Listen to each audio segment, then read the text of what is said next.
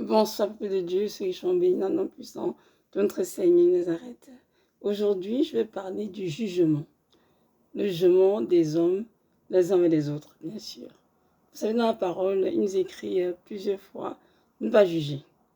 Et que le seul juge, c'est le Seigneur, Jésus Nazareth, qui a le pouvoir d'envoyer une âme en enfer ou au paradis.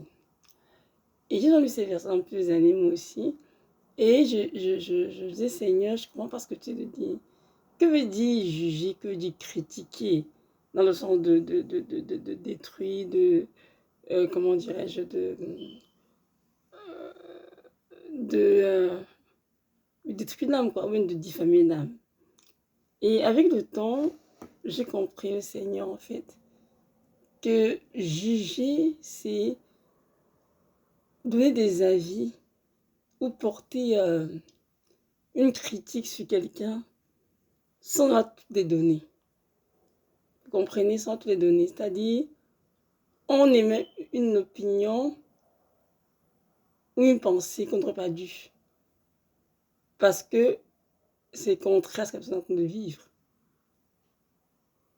Et le Seigneur m'a dit un jour, Evelyne, le jugement bloque, comment dire, l'effusion du Saint-Esprit dans ta vie. Il n'y a plus le temps de regarder la vie des autres. Ôte le jour de ta vie et laisse ça en arrêt de toi pour toujours. J'ai lu cette parole, j'étais choquée. Si, mais je juge personne, Seigneur. Je te donne un avis, mon roi. De quoi est-ce que tu parles? J'ai eu le temps de méditer. Il m'a fait comprendre comment de quoi il parlait. En fait, juger les autres, mes frères et sœurs en Christ. C'est comme ils donner un avis ou s'exprimer par quelque chose dont on veut toutes les données. Je prends un exemple. Une se passe devant nous. Elle ne dit pas bonjour, par exemple. Je prends un exemple. Elle ne dit pas bonjour. Elle est occupée, elle a tout parlé des personnes, elle passe. Et là, on reste, on dit. Mais la sœur vient de passer, elle ne m'a pas dit bonjour. Elle se prend pour qui? Elle pense que parce qu'elle a une belle voiture et que je ne suis rien, on commence à mettre des sujets dans sa vie, des idées. Comme quand elle m'a vu, elle me dit bonjour. Alors que ce n'était pas vrai. La vie, c'est que la sœur était, j'en ai parlé, elle est occupée, elle ne t'a même pas vu. C'est pour ça qu'elle ne t'a pas dit bonjour. Comprenez ça? Donc elle me dit bonjour parce qu'elle ne veut pas te dire bonjour.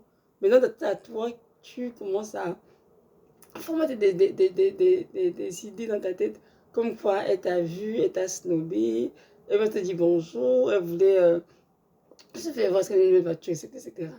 C'est ça, juger. Et Jésus qui Nazareth n'aime pas cela. C'est quelque chose qui est très, très dangereux parce que le jugement, non seulement ouvre des portes aux démons, dans nos propres vies, dans la vie de ceux qu'on juge, bien sûr, et entraîne ainsi une prolifération de manières de destruction.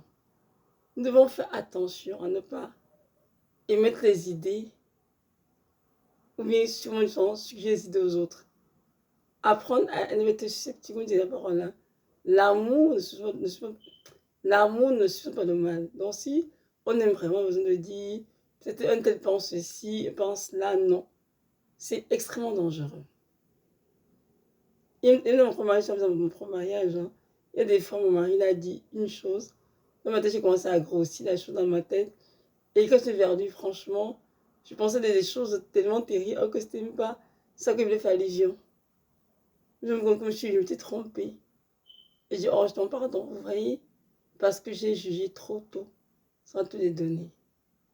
Nous devons éviter de juger les autres. Apprendre plutôt à prier et donner au Seigneur ce qui nous dérange, qui nous tracasse, lui dit cela.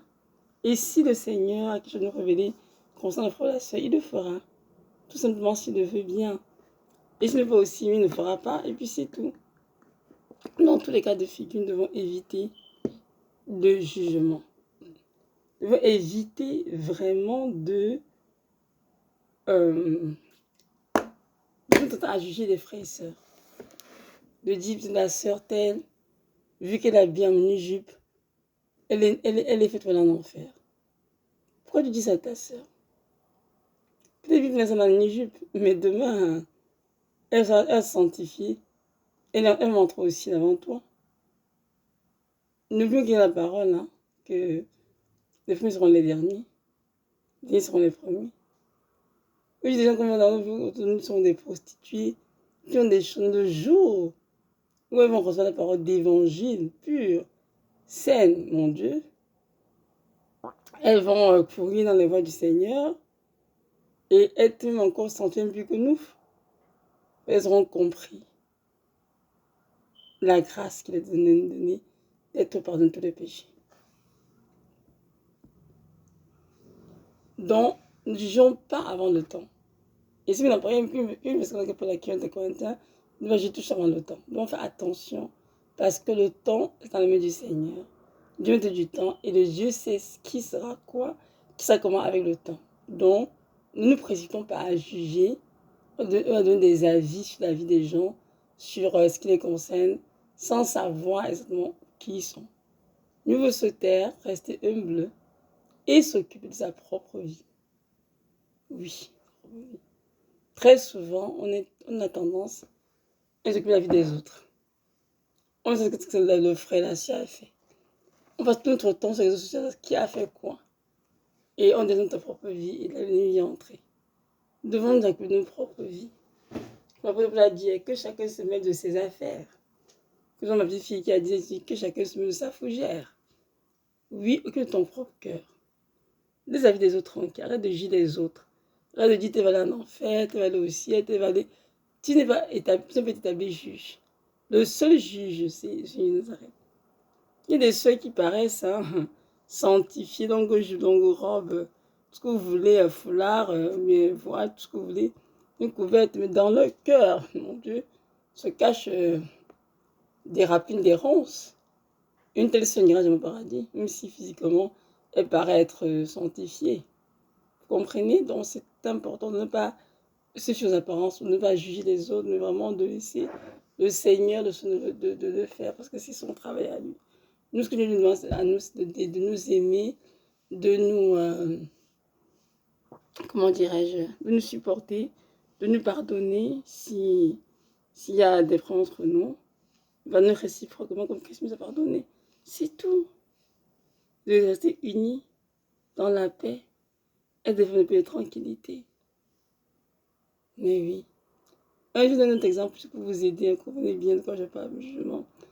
Là, c'est tout de suite que le Saint-Esprit veut me l'apporter. Comme je l'ai dit, je vais peut-être me faire dialyser 3 fois la semaine. Et je me suis rendu compte qu'un jour, j'ai rencontré une infirmière.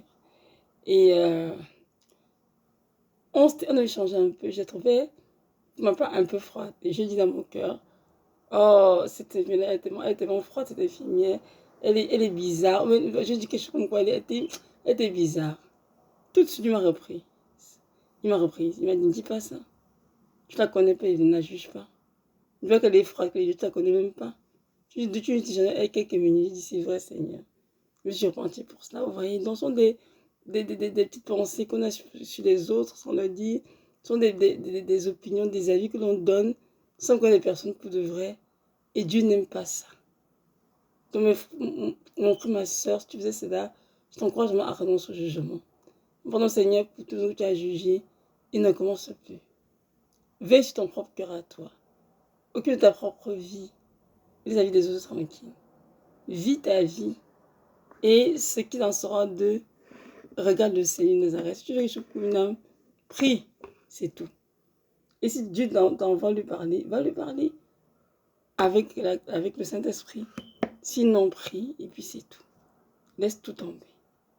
Donc voilà, c'est ça. Mes frères et sœurs, évitons de juger.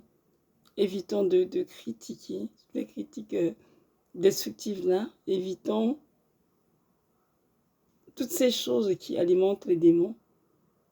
Et concentrons-nous à aimer, à nous supporter les uns les autres, à pardonner, réciproquement continuer à pardonner et à porter croix des uns des autres.